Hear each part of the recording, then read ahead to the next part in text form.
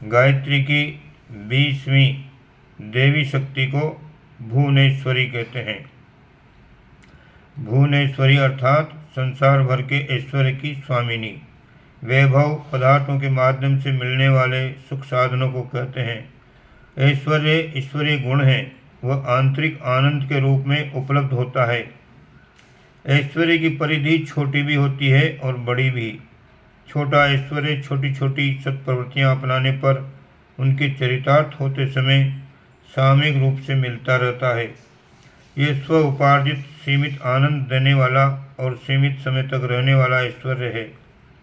इसमें भी स्वल्पकालीन अनुभूति होती है और उसका रस कितना मधुर होता है, ये अनुभव करने पर अधिक उपार्जन का उत्साह बढ़ता है।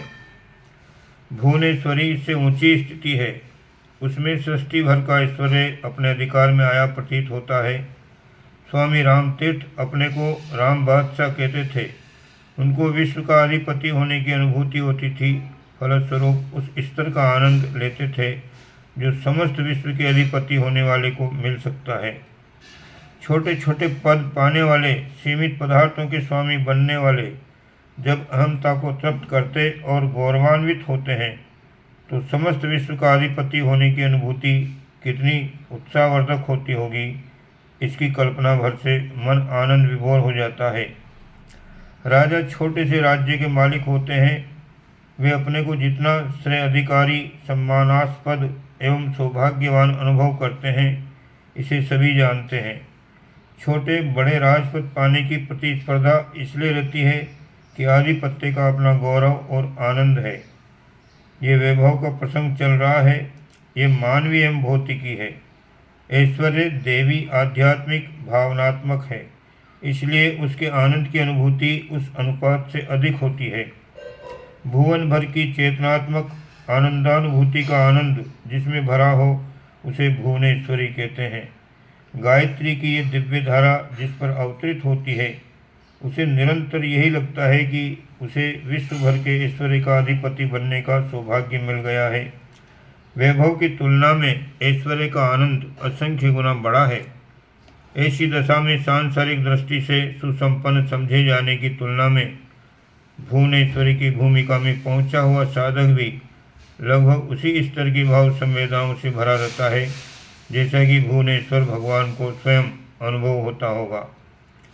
भावना की दृष्टि से यह स्थिति परिपूर्ण आत्मगौरव की अनुभूति है। वस्तु स्थिति की दृष्टि से इस स्तर का साधक ब्रह्मभूत होता है, ब्राह्म्य स्थिति में रहता है, इसलिए उसकी व्यापकता और समर्थता भी प्राय पर ब्रह्म के स्तर की बन जाती है।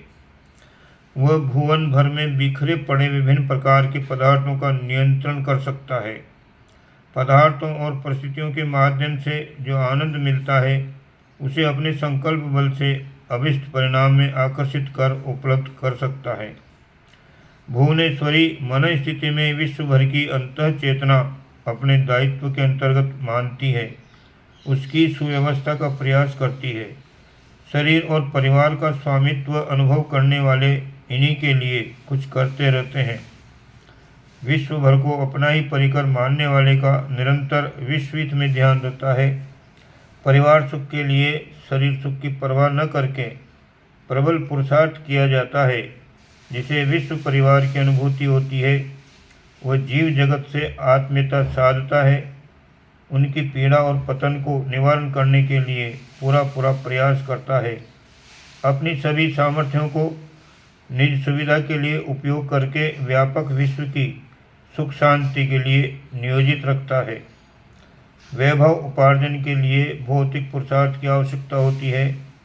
ऐश्वर्य की उपलब्धि भी आत्मिक पुरुषार्थ से ही संभव है। व्यापक ऐश्वर्य की अनुभूति तथा सामर्थ्य प्राप्त करने के लिए साधनात्मक पुरुषार्थ करने पड़ते हैं। गायत्री उपासना में इस स्तर की साधना जिस विधि विधान के अंतर्गत की जाती है, उसे भुवनेश्वरी कहते हैं। ओम शांति।